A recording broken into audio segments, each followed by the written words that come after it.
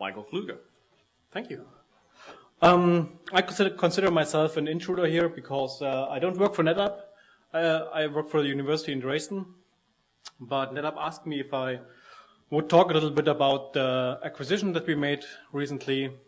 So we finalized a contract with Bill. We are buying a system from them, 100 teraflops compute this year, petaflop next year, and some storage from NetApp with it.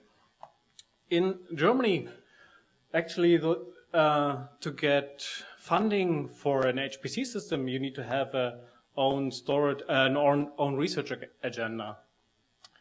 And what we always do in Dresden is performance analysis. That's our specialty. That's what we do since, I guess now like 20 years, since Professor Nagel came to Dresden.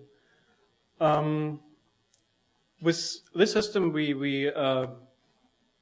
want to do some storage research and basically kind of trying to catch users that do I/O the wrong way or do have strange I/O patterns and kind of have storage with different I/O characteristics and maybe separated storage areas that we can assign to different users so that they don't hurt each other, and that maybe some have SATA disks, some have SSD disks, some have maybe something created from a bunch of local disks, things like that. And we want to do some continuous monitoring of resources, do some I/O request pattern tracking, and especially trying to find if there's correlations between batch system activities and things like counters on switches and maybe cache hits on RAID controllers, things like that.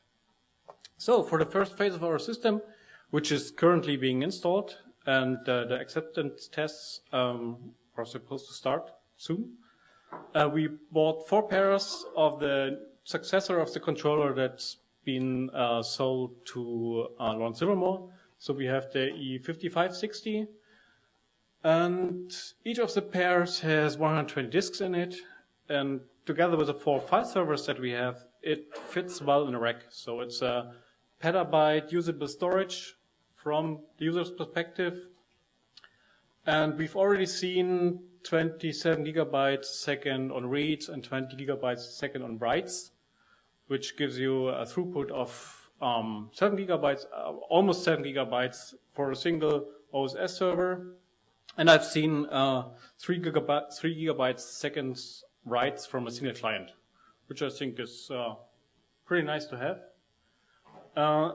For the phase 2, which is supposed to be installed end of next year, we'll get 5 petabyte in SATA storage and a dedicated SSD file system. The E5500 controllers come basically in 2 flavors for the external ports. We have the option where you have 4 ports per controller, and you always have 2 controllers per chassis. And in Lawrence Livermore, they use the InfiniBand version of this.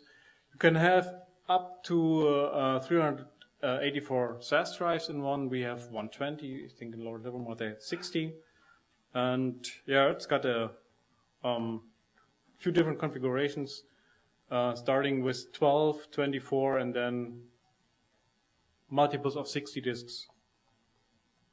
So these are some performance measurements done by NetApp people, actually by Didier Gaba from NetApp in France. I think that the most impressive number is here. If you look at the 4 LANs and reads, you see that if you know that the LAN is always built from 10 disks, that you read from the disks with an average of 200 megabytes a second from a single disk.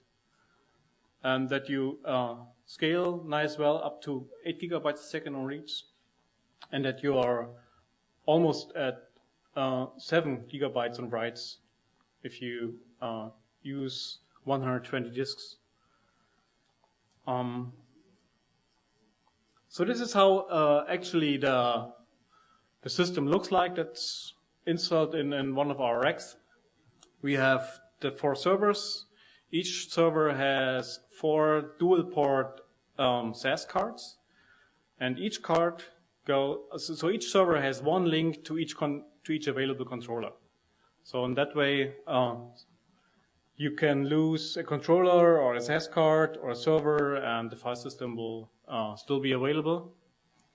And I already played Chaos Monkey in this file system myself. So once I pulled power cables from an OSS server, and we still got, I think, 14 gigabytes a second writes from the 20 during, including all the failover going on and so on. So this was a nice job I built for setting this up.